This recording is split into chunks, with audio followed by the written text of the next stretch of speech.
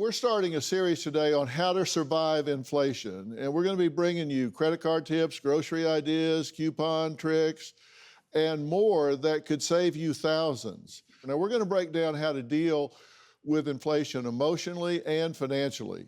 But first, to help understand exactly what's happening, I want to introduce you to Harvard-trained economist and chief economist for InstaWork, Dan Altman. Dan, thanks for being here. Thank you very much for having me. Let's just get to the basics. What is inflation? What is it and why is it? Inflation is just the rate of change of prices. They could go up, they could go down, but when they're going up, we typically call it inflation. And inflation, the way we hear about it in the news, usually refers to prices across the whole economy. Yeah. So the government averages the changes in prices for all the things that consumers typically buy, and that's what you see in the inflation rate. Well, so this is the highest in 40 years. So why is it going up so much right now? So I would say that there are probably about 5 main causes right now. That's a lot to talk about, but to go through them really quickly, we had the Russian invasion of Ukraine, which created a lot of problems in commodity markets, took some commodities off the market. That means less supply, so that's going to increase prices. We had problems in supply chains that have dated since the beginning of the pandemic. We've also had a couple of issues in the housing market where there's a shortage of affordable housing. We had the Federal Reserve, which kept on increasing its balance sheets. If you think of the economy as a bonfire, they kept throwing more logs and logs on that bonfire and overheating the economy. And then we had the fiscal package from Washington, which added a bit more fire to the spending. Yeah, well, I like to think about things that we have control over. And I'm an American, and I'm pissed off. I look at behavioral economics, and it seems like we've done some really stupid stuff.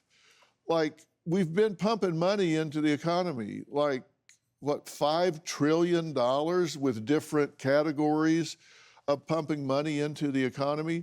And savings and checking account balances have gone up $4.4 trillion.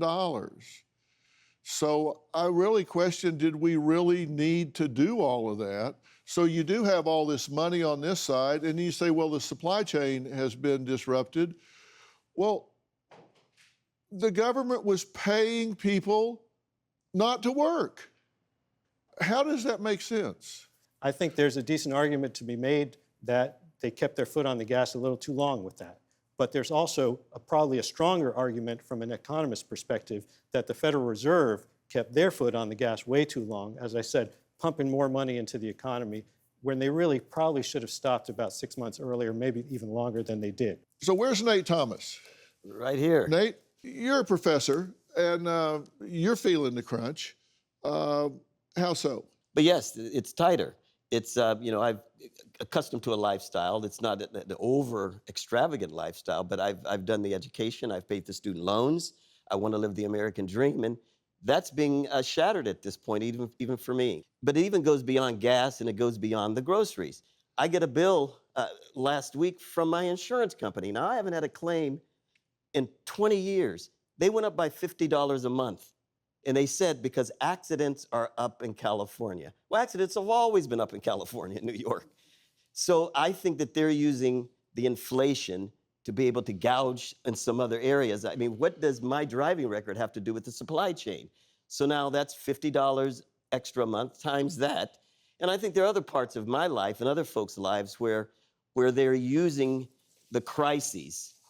And I have a saying that you never spare a crisis. And I think that's what's happening now, is that because we're in a crisis, the other parts of our economy, the other businesses are just upping the price on their goods and services just to get in there and throw it all in there and just further strap the American people. So I'm feeling it as well. Do you have a story or a question for me? Click the link in the description and tell me what in the world is going on.